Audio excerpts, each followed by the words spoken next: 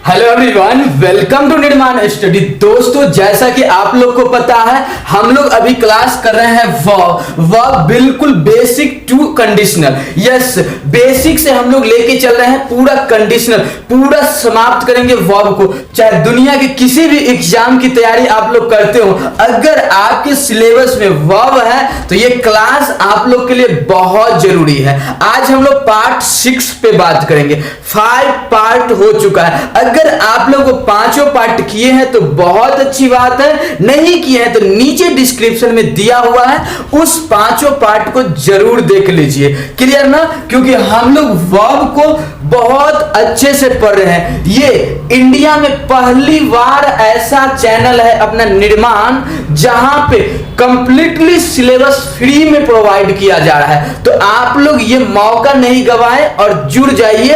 अब से भी पढ़ने के लिए इंग्लिश सीखना है, क्योंकि आप लोग के लिए हम रोज डेली 3 वीडियो देते हैं। एक मॉर्निंग में जो स्पोकन लेवल का होता है, सेकेंड वीडियो आप लोग को दोपहर में मिलता है लगभग 2-3 बजे के करीब में। वो होता है ग्रामर का, जो बिल्कुल कंप्लीट जो चैप्टर स्टार्ट करेंगे उस चैप्टर को पूरा बेसिक से कंडीशनल तक समाप्त करेंगे, क्वेश्चन के साथ, प्रैक्टिस के साथ। एंड इवनिंग में आप लोग को जो क्लास मिलता है वो प्रीवियस ईयर एग्जाम में जो भी कॉम्पिटिटिव एग्जाम में क्वेश्चन पूछा गया है, चाहे बैंक हो, एसएससी हो, यूपीएससी हो, जो भी हो, अगर इंग्लिश से क्वेश्चन पूछा गया है उस सारे क्वेश्चन को सिस्टमैटिक वे में बहुत अच्छे से इजीली कंसेप्ट के साथ सॉल्व कराते हैं। जैसे अभी आप लोग देख रहे होंगे, अभी कुछ दिन से अपना इंडिया का सबसे टफेस्ट एग्जाम अगर है सीजीएल,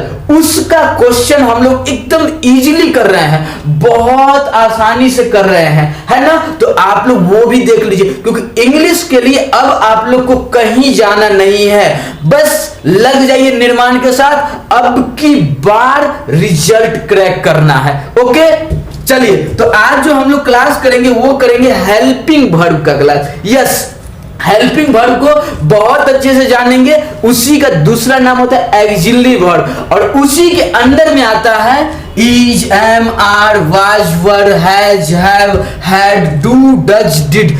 इस सब के बारे में बहुत अच्छे से बात करेंगे। मतलब इन सारे का यूज कहां कर सकते हैं, कुछ भी नहीं छोड़ेंगे। जहां जहां किया जाता है इस सब वर्ड का यूज, वहां लेके चलेंगे आप लोग को, एग्जाम्पल के साथ एक्सप्लेन करेंगे बहुत अच्छे से।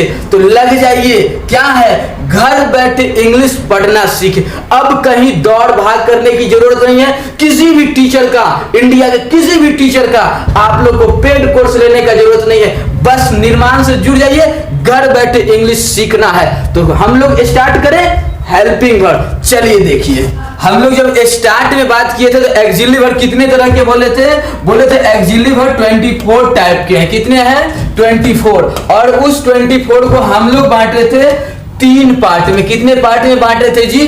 3 पार्ट में। एक का नाम था प्रिंसिपल, दूसरा का नाम मॉडल और तीसरा का नाम सेमी मॉडल। तो समझिए, आज जो हम लोग पढ़ने वाले हैं प्रिंसिपल को पढ़ने वाले हैं,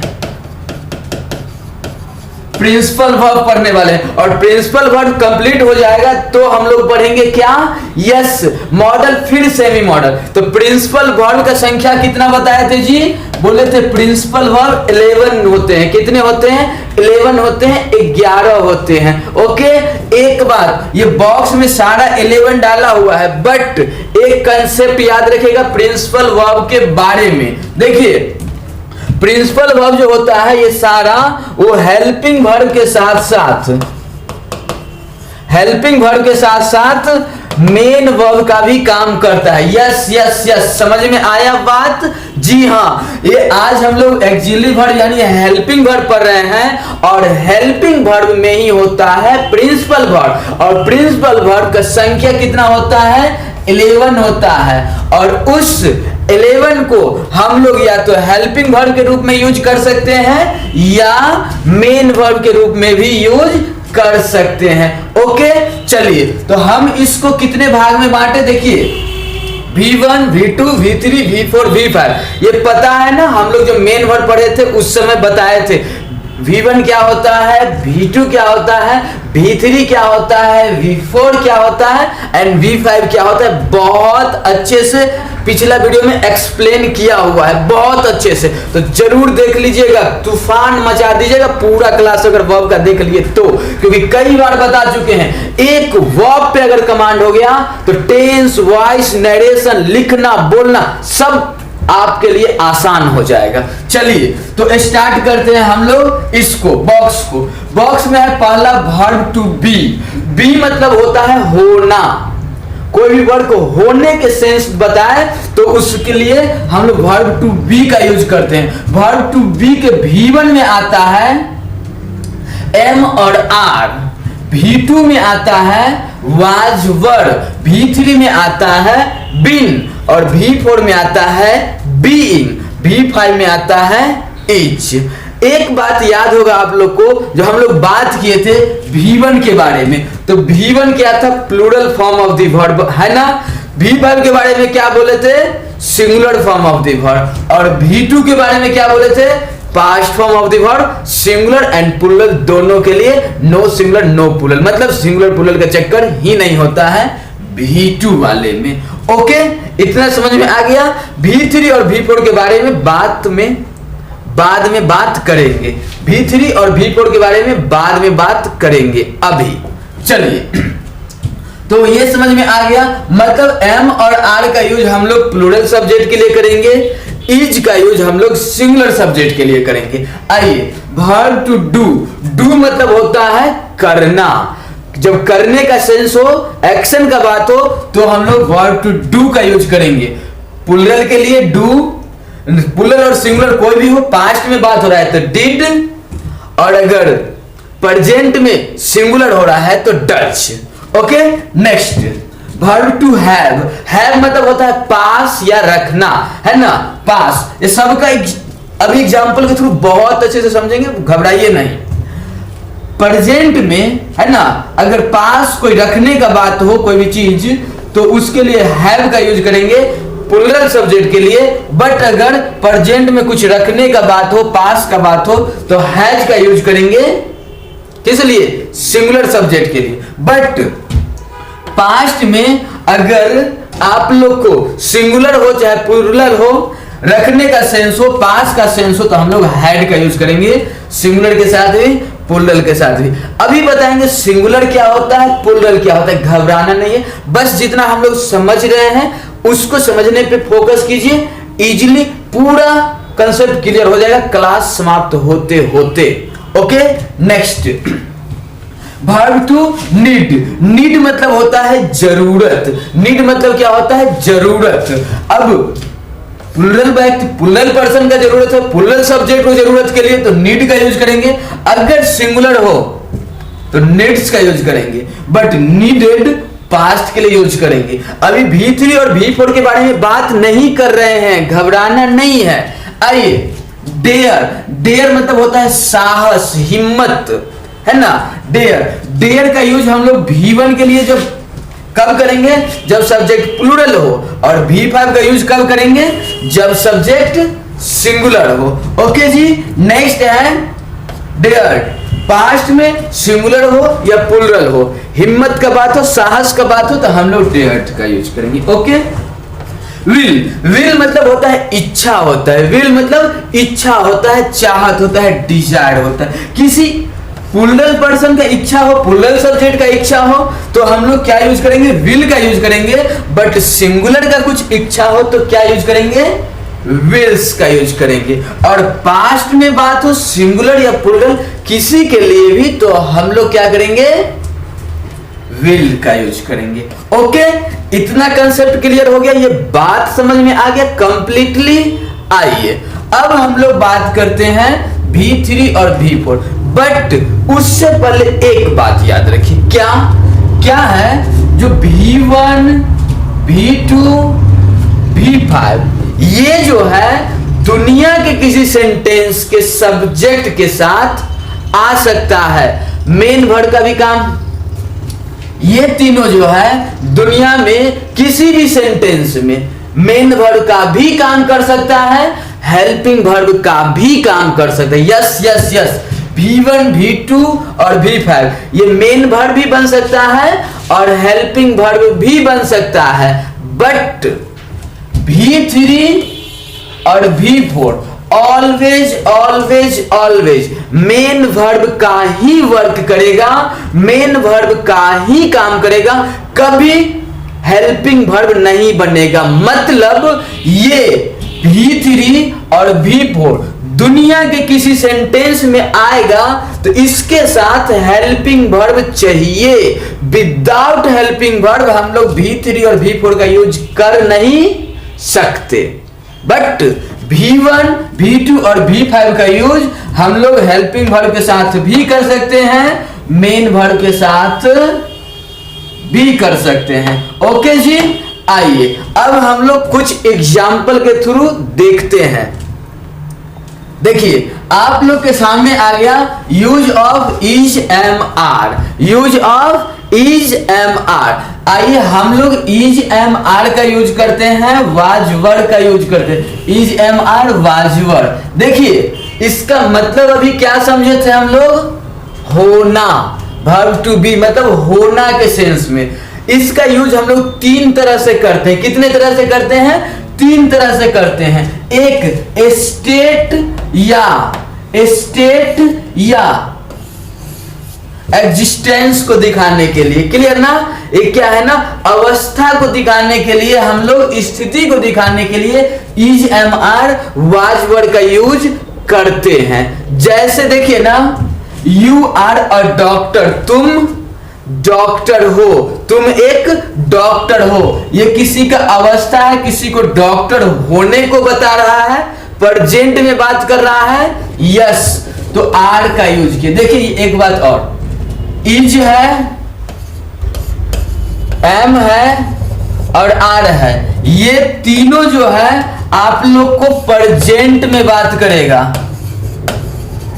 प्रेजेंट का अवस्था स्थिति को बताना होगा तो इज एम आर का यूज करते हैं, बट पास्ट का अवस्था और स्थिति को बताना होगा तो वाज वर्ड का यूज करेंगे। पास्ट के अवस्था या स्थिति को बताना होगा तो वाज वर्ड का यूज करेंगे।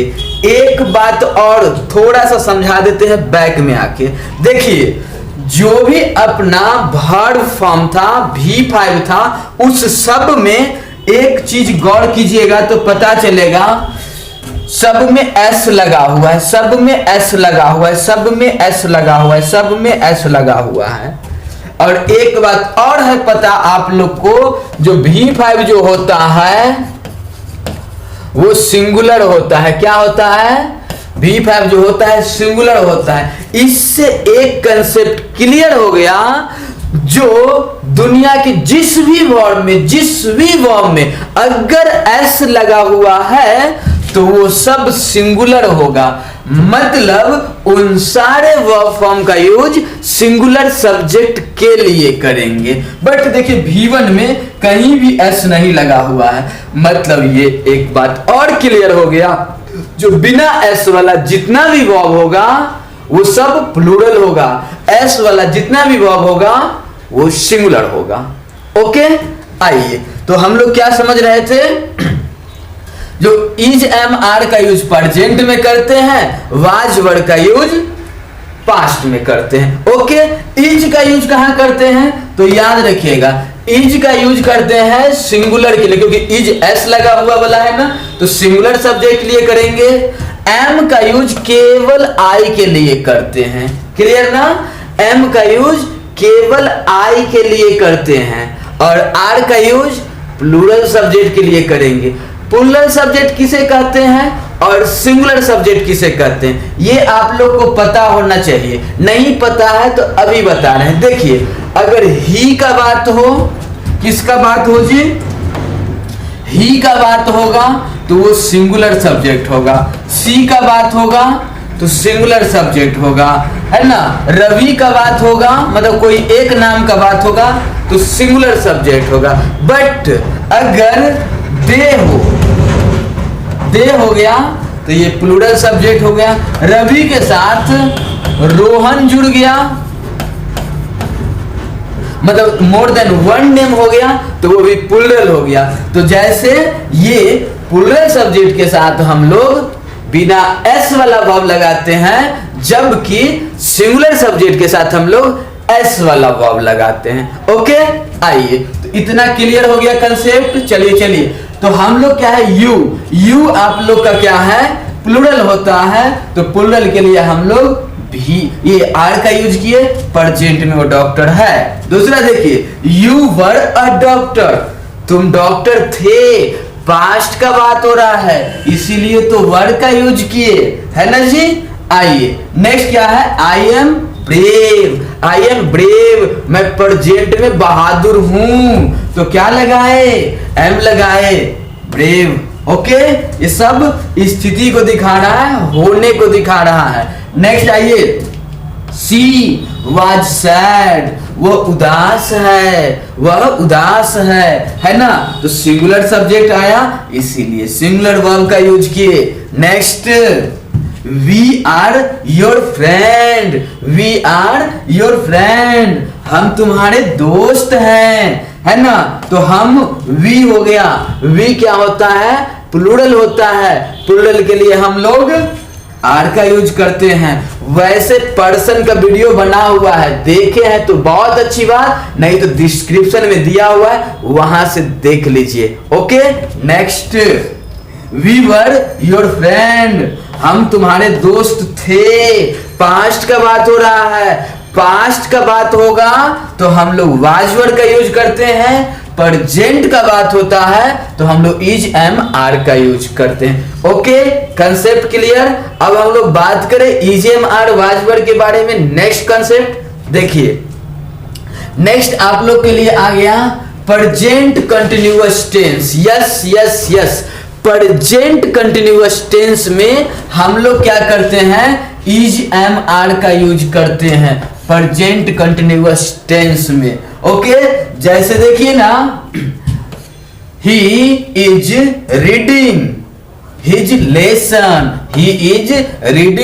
लेसन, वह अपना पाठ पढ़ रहा है ना। प्रेजेंट की कंटिन्यूटी को दिखाने के लिए हम लोग इज का यूज करते हैं, किसके लिए, सिंगुलर सब्जेक्ट के लिए, है ना। जैसे देखिए ना, व्हाट इज योर नेम, है ना। तो देखिए इज आ गया ना दिखाने के लिए सिंगुलर को, तुम्हारा नाम क्या है। नेक्स्ट, दे आ गया प्लूरल, और प्लूरल के लिए क्या किए use, they are playing football. कोई भी वर्क एक्शन की कंटिन्यूटी हो रहा हो को दिखाने के लिए हम लोग इज एम आर का यूज करते हैं। वो भी कहां हो रहा हो, प्रेजेंट में हो रहा हो, कोई भी वर्क, कोई भी एक्शन, तो हम लोग इज एम आर का यूज करते हैं। आ रहा है बात समझ में। यस, अगर यहीं पे पास्ट के कंटिन्यूटी को दिखाना हो तो क्या करेंगे, तो देखिए ना, पास्ट की कंटिन्यूटी को दिखाने के लिए हम लोग वाज वर्ड का यूज करते हैं। यस, और पता है ना, वाज का यूज सिंगुलर सब्जेक्ट के लिए करते हैं, जबकि वर्ड का यूज प्लूरल सब्जेक्ट के लिए करते हैं। क्लियर। आइए देखिए एग्जांपल, आई वाज रीडिंग, मैं पढ़ रहा था। देख रहे हैं, पास्ट की कंटिन्यूटी को दिखा रहा है, आई के साथ वाज आया। नेक्स्ट, सी वाज कमिंग, है ना। अब सी है, सिंगुलर है, इसीलिए क्या आया, वाज आया, है ना, और कमिंग, ठीक है। Next, they were playing football, they क्या है अपना, प्लूरल सब्जेक्ट है, और प्लूरल सब्जेक्ट के साथ बिना एस वाला वर्ब यानी वर्ड का यूज करते हैं। प्लेइंग कंटिन्यूटी को दिखा रहा है, याद रखिएगा। V4 जो होता है अपना, वो कंटिन्यूटी को दिखाता है, इससे हम लोग V1 प्लस ING भी बोलते हैं। ओके ना। चलिए, तो हम लोग को ये भी समझ में आ गया। नेक्स्ट कंसेप्ट और देखते हैं इज एम आर के बारे में। देखिए, इज एम आर का यूज हम लोग वॉइस बनाने में भी करते हैं। यस, वॉइस नाम जानते हैं ना जी? यस, एक्टिव से जो पैसिव चेंज करते हैं आप लोग। यस, देखिए वॉइस में हम लोग इज एम आर का यूज करते हैं। कौन टेंस में करते हैं पता है? सिंपल प्रेजेंट में। वहां पे था प्रेजेंट कंटिन्यूअस, बट अब जो हम लोग कर रहे हैं वो कहां कर रहे हैं? सिंपल प्रेजेंट में। यस, सिंपल प्रेजेंट में हम लोग यूज कर रहे हैं। जैसे देखिए अपना जो वॉइस बनाते हैं ना, पैसिव बनाते हैं ना जी, तो पैसिव बनाते समय हम लोग क्या करते हैं? सिंपल प्रेजेंट का स्ट्रक्चर पता है ना? सब्जेक्ट होता है V1 या V5 प्लस अदर वर्ड, यही होता है ना अपना। और देखिए क्या है, मेन रीजन ये हो जाता है जब भी हम लोग वॉइस बनाते हैं यानी पैसिव बनाते हैं तो बिना हेल्पिंग वर्ब का यूज होता ही नहीं है। और क्यों बिना हेल्पिंग वर्ब का यूज नहीं करते हैं? सो अभी जस्ट कुछ देर पहले बताए थे। क्या बताए थे? जो देखिए V3 और V4 बिना हेल्पिंग वर्ब के आता ही नहीं है। और जब बिना हेल्पिंग वर्ब के आएगा ही नहीं तो बताइए कैसे यूज करेंगे? तो हेल्पिंग वर्ब चाहिए ना। ये तो V1 और V5 है तो बिना हेल्पिंग वर्ब के भी आ जाएगा सब्जेक्ट के साथ, लेकिन V3 के लिए तो हेल्पिंग वर्ब चाहिए। इसलिए हम लोग क्या करते हैं, जब सिंपल प्रेजेंट का पैसिव बनाना होता है तो हेल्पिंग वर्ब भाड़ा पे मंगवा लेते हैं। किससे? पड़ोसी से। मतलब सिंपल प्रेजेंट का पड़ोसी प्रेजेंट कंटिन्यूअस, तो उससे ले लेते हैं। सिंपल पास्ट का पड़ोसी पास्ट कंटिन्यूअस, तो उससे ले लेते हैं, है ना। अब प्रेजेंट कंटिन्यूअस में कौन कौन हेल्पिंग वर्ब होता है? तो इज होता है, एम होता है, आर होता है। तभी तो देखिए इज एम आर। अगर पास्ट कंटिन्यूअस का सिंपल पास्ट में भाड़ा पर मंगवाते तो किससे मंगवाते? पास्ट कंटिन्यूअस से। देखिए ना वाज वर, है ना। बट है क्या? Simple present. देखिए ना example, Neha is taught by her mother. Neha किसके द्वारा पढ़ाई जाती है? अपने मम्मी के द्वारा। मतलब नेहा की मम्मी खुद पढ़ाती है उसे, है ना। तो ये देखिए अपना हेल्पिंग वर्ब हो गया और ये V3 हो गया। और V3 बिना हेल्पिंग वर्ब के तो आता नहीं, इसलिए भाड़ा पे मंगवाना पड़ा। समझ में आ रहा है? आइए नेक्स्ट देखिए, I am scolded by my teacher. अरे भैया हमरे को ना, हमें तो अपने टीचर के द्वारा, मुझे अपने टीचर के द्वारा डांट खाना पड़ा, है ना। अब स्कॉल्डेड V3 है ना, और V3 के लिए हम लोग क्या लिए? एम। Okay, yes. आइए जरा हम लोग सिंपल पास्ट का एग्जांपल देखते हैं। सिंपल पास्ट में एग्जांपल है वी वर, है ना, सपोर्टेड बाय यू। हम लोग आपके द्वारा सपोर्ट किए जाते हैं। सपोर्टेड V3 है, इसलिए हम लोग वाज वर का यूज किए, है ना। वर इसलिए यूज किए क्योंकि ये प्लूरल है। समझ में आ रहा है? आइए next, I was scolded bye my teacher. I was, ये पास्ट का बात हो रहा है, सिंगुलर का बात हो रहा है, इसलिए वाज का यूज किए। यहां प्लूरल का बात हो रहा था तो इसलिए वर का यूज किए। ओके, आइए एक नोट याद रखिएगा आप लोग। एक नोट है इसके लिए, वर का यूज हम लोग कंडीशनल सेंटेंस में, वर का यूज हम लोग कंडीशनल सेंटेंस में किसी भी सेंटेंस, मतलब सिंगुलर सेंटेंस के साथ भी कर सकते हैं वर का यूज। अभी तक इतना जानते थे, जो देखिए सिंगुलर सब्जेक्ट के साथ सिंगुलर वर्ब का यूज कीजिएगा, मतलब वाज का यूज कीजिएगा। बट अगर सेंटेंस कंडीशनल हो, सेंटेंस शर्त वाला हो, तो हम लोग सिंगुलर सब्जेक्ट के साथ भी वर्ड का यूज करेंगे। जैसे एग्जांपल देखिए ना, if he were right now he would help us. हाँ क्या है ना, अगर वह अभी होता तो वह उसकी मदद जरूर करता। शर्त है ना, कंडीशन है ना। यस, अगर ये कंडीशन का बात हो तो हम लोग सिंगुलर सब्जेक्ट के साथ भी वर्ड का यूज करते हैं। यदि मैं प्रधानमंत्री होता तो पूरा गरीबी खत्म कर देता। मैं है ना, आई है ना, फिर भी आई के साथ वर्ड का यूज होगा, है ना। यदि मैं पंछी होता तो आसमान में उड़ता, होता तब ना उड़ता, बट आई के लिए यहां पे क्या करेंगे, वर्ड का यूज करेंगे। क्यों करेंगे, क्योंकि कंडीशनल है। समझ में आ रहा है। चलिए अब हम लोग आगे नेक्स्ट कंसेप्ट पे बात करते हैं। देखिए हैज हैव हैड का यूज कहां करते हैं। सबसे पहले पोजीशन को दिखाने के लिए, अधिकार को दिखाने के लिए किया जाता है। सबसे फर्स्ट नंबर, जैसे देखिए आई हैव अ कार, उससे भी पहले एक बात याद रखिएगा, हैज का यूज और हैव का यूज हम लोग प्रेजेंट में करते हैं, यस। और हैड का यूज हम लोग पास्ट में करते हैं। एक बात और, हैज का यूज हम लोग सिंगुलर के लिए करते हैं। कहां करते हैं, हैज का यूज सिंगुलर सब्जेक्ट के लिए करते हैं, और हैव का यूज प्लूरल सब्जेक्ट के लिए करते हैं, और हैड का यूज सिंगुलर के लिए भी करते हैं और प्लूरल के लिए भी करते हैं। याद है, याद रखना है ना। जो हैड का यूज करने के लिए सब्जेक्ट सिंगुलर प्लूरल देखने का कोई जरूरत नहीं, बट हैज का यूज तभी करेंगे जब सब्जेक्ट सिंगुलर होगा, और हैव का यूज तभी करेंगे जब सब्जेक्ट प्लूरल होगा।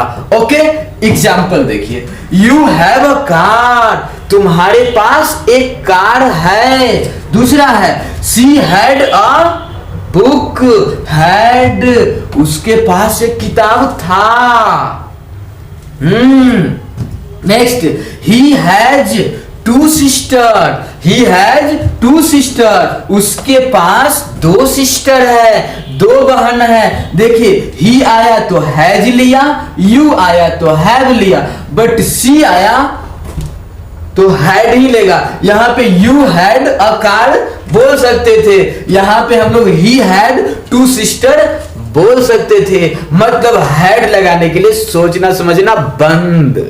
ओके, आइए ना नेक्स्ट कंसेप्ट देखते हैं, perfect tense. Yes, perfect tense में हम लोग हैज हैव हैड का यूज करेंगे। यस, एक बात और याद रखिएगा हैज हैव हैड के लिए, दुनिया में हैज हैव हैड का यूज तब करेंगे जब आगे भी3 हो।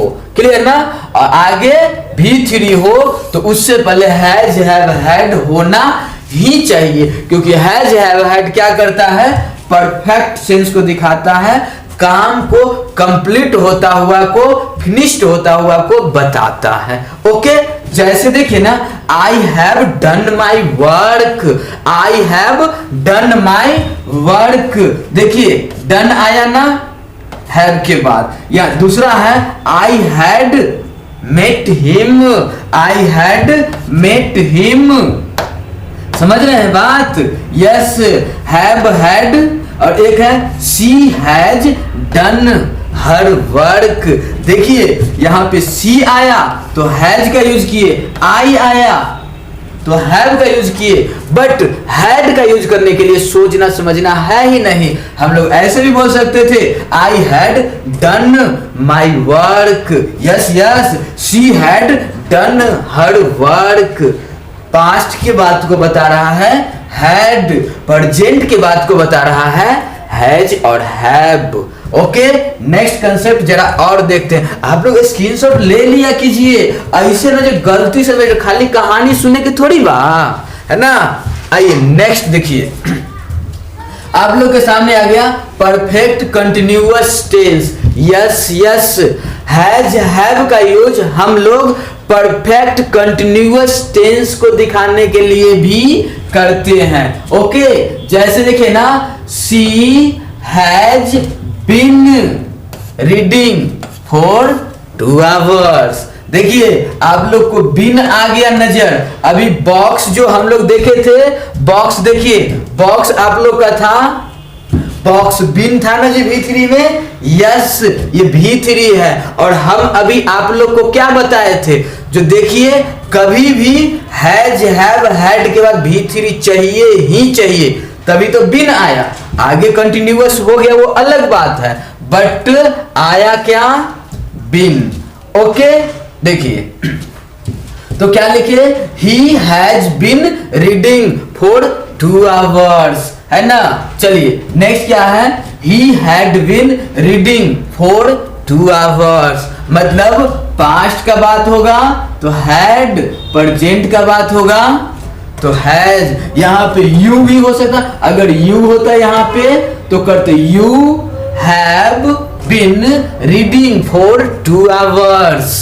ओके आइए नेक्स्ट बात करते हैं हम लोग पैसिव में। यस यस पैसिव में भी हम लोग क्या करते हैं, हैज हैव हैड का यूज करते हैं। जैसे देखिए ना, you have been arrested, arrested क्या, अरेस्टेड V3 आ गया आप लोग के पास, क्या आ गया जी, V3 आ गया, और ये बिन आ गया, ये हैव आ गया, है ना। क्योंकि पैसिव में हम लोग क्या करते हैं, जो भी V3 होता है उससे, पैसिव का ये क्या है, प्रेजेंट परफेक्ट, पैसिव में क्या है, पास्ट परफेक्ट, है ना।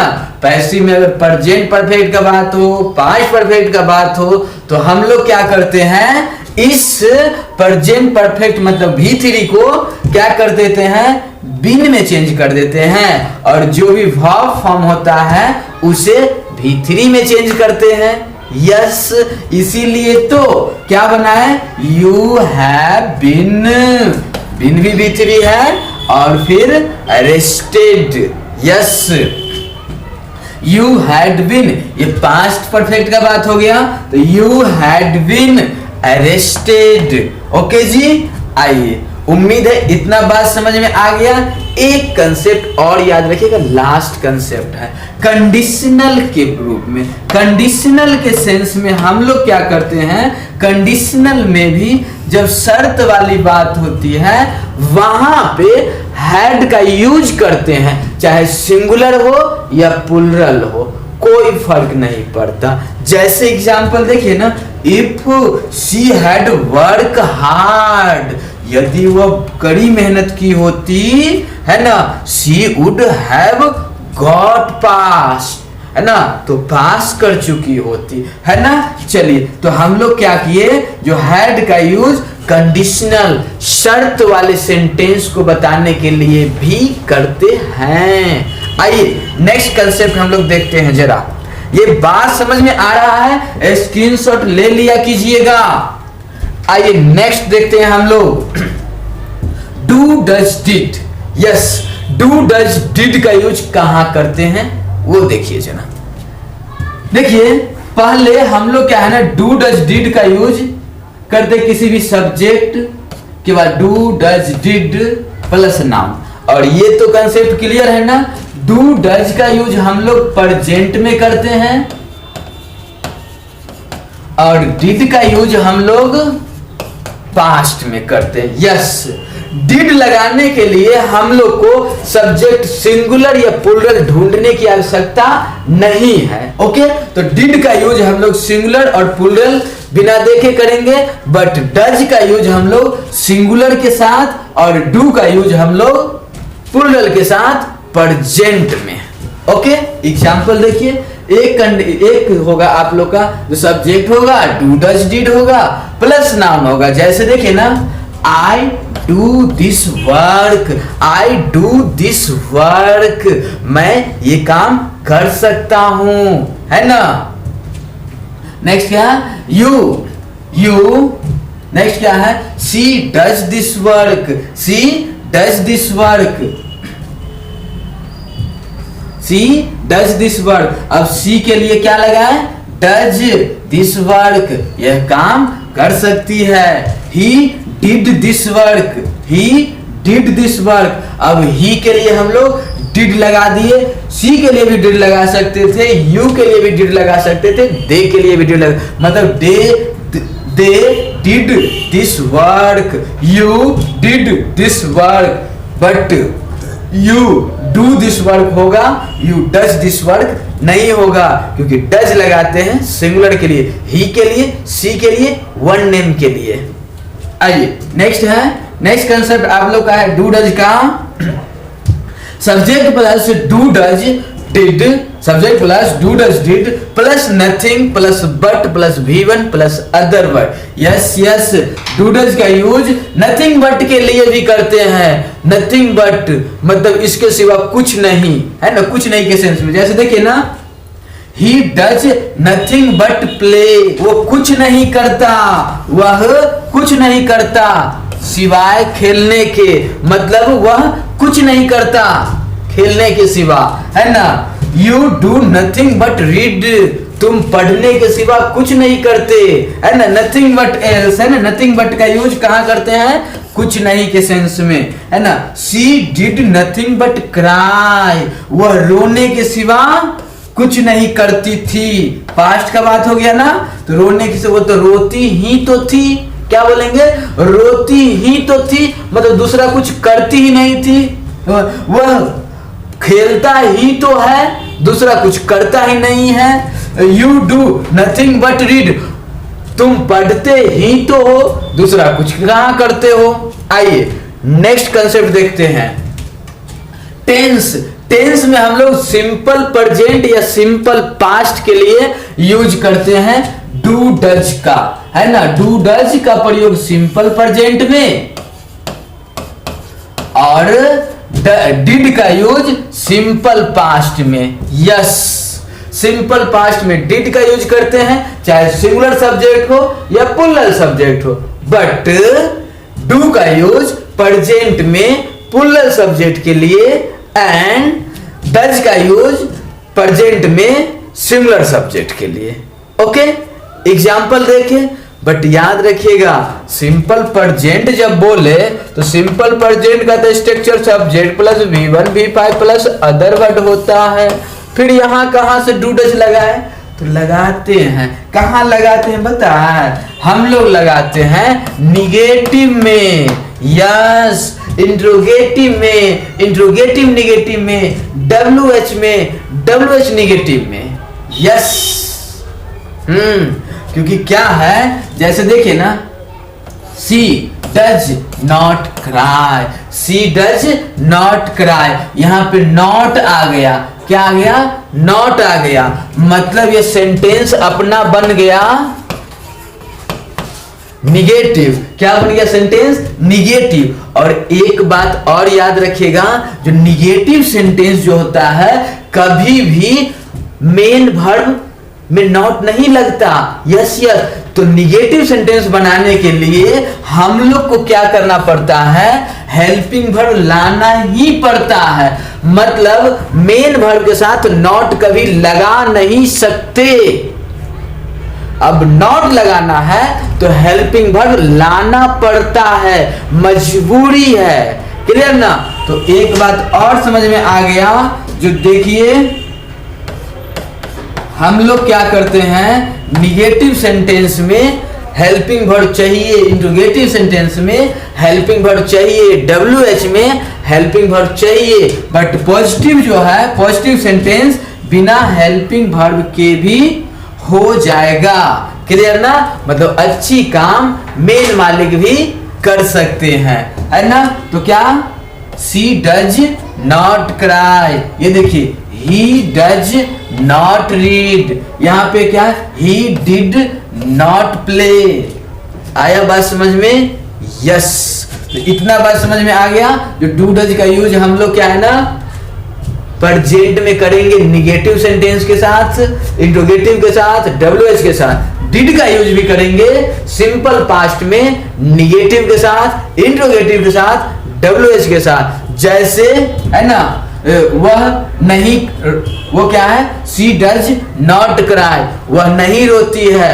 अगर यहां पे रहता क्या वह रोती है, तो बोलते डज सी क्राई। क्या वह नहीं रोती है, तो डज सी नॉट क्राई। वह क्यों रोती है, तो वाई डज सी क्राई, है ना। तो ये बात समझ में आ गया, निगेटिव लगाना मजबूरी है। आइए जी अब हम लोग नेक्स्ट कंसेप्ट पे बात करते हैं। नेक्स्ट कंसेप्ट आ गया एडवांस सेंटेंस। चलिए एडवांस सेंटेंस बात करते हैं। हम लोग बेसिक बहुत अच्छे से देख लिए हैं, अब आप लोग की बारी है। आप बताइए ये सेंटेंस जो अपना लिखा हुआ है, फर्स्ट वाले सेंटेंस को राइट करना चाहते हैं, रॉन्ग करना चाहते हैं, बताइए। I have gone, yes right करेंगे। क्यों राइट करेंगे? क्योंकि V3 है और V3 से पहले ये हेल्पिंग वर्ब का काम कर रहा है। हम लोग को पता है ना, जितना भी बॉक्स वाला है वो सब हेल्पिंग वर्ब के साथ साथ मेन वर्ब का भी काम करता है ना। तो ये मेन वर्ब है तो ये हेल्पिंग वर्ब बन गया। अगर यहाँ पे रहता आई हैज अ बुक, देखिए ये जो है ना, ये आगे कोई वर्ब नहीं है तो ये हैज क्या हो गया, यहाँ पे मेन वर्ब हो गया। बट यहाँ पे हैव क्या है, हेल्पिंग वर्ब है। अगर आगे कोई है मेन वर्ब है तो ये हेल्पिंग वर्ब बन जाएगा। आगे कोई मेन वर्ब नहीं है, मतलब नाउन वगैरह है, तो ये मेन वर्ब बन जाएगा। सेंटेंस राइट हुआ। आइए, आई हैव अ पेन, तो देखिए पड़ोसे में तो था जी। ये हैव क्या है, अपना मेन वर्ब है। ये हैव क्या हो गया, मेन वर्ब हो गया, क्योंकि हैव के बाद आगे कोई वर्ब है ही नहीं, और आगे जो वर्ब नहीं है तो ये मेन वर्ब बन गया। आगे वर्ब है तो ये हेल्पिंग वर्ब बन गया। सेंटेंस ये भी राइट है ना। इसका मतलब मैं गया, और इसका मतलब मेरे पास एक कलम है, मेरे पास एक पेन है। देखिए मेन वर्ब का काम किया तो, और हेल्पिंग वर्ब के काम किया तो, दोनों में फर्क है ना। यस। आइए नेक्स्ट सेंटेंस है आई गॉन। बताइए राइट करेंगे या रॉन्ग करेंगे? हाँ काटिए काटिए जी, ये V3 है और आप लोग को पता है ना V3 और V4, V3 और V4 ऑलवेज ऑलवेज ऑलवेज, ये दोनों जो है ऑलवेज मेन वर्ब का काम करेगा, कभी अकेले आ नहीं सकता।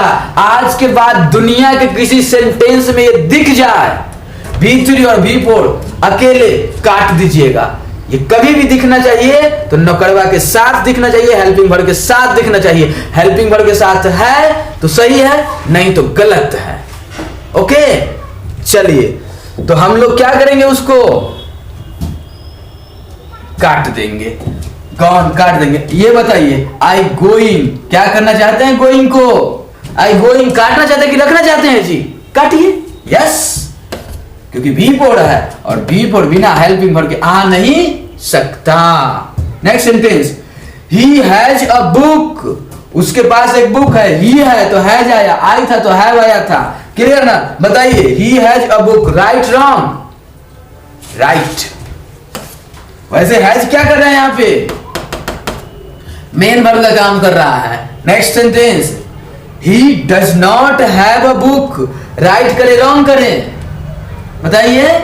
यस राइट करेंगे, है ना, क्योंकि ये देखिए ये हैज जो है अपना अभी मेन वर्ब का काम कर रहा है, और एक कंसेप्ट अभी आप लोग को बताया है जो मेन वर्ब के साथ कभी नॉट लगा नहीं सकते। मेन वर्ब के साथ कभी नॉट लगा नहीं सकते। अगर नॉट लगाना है तो नौकरवा को लाइए, अपने पास है तो अच्छी बात, नहीं तो भाड़ा पर लाइए, लेकिन लाइए जरूर। देखिए ना, मेरे पास एक बुक है तो ये उसके पास एक बुक है तो क्या बोले, ही हैज अ बुक। उसके पास एक बुक नहीं है तो he doesn't have a book. Yes, एक कंसेप्ट और चलते चलते याद रखिएगा, क्या?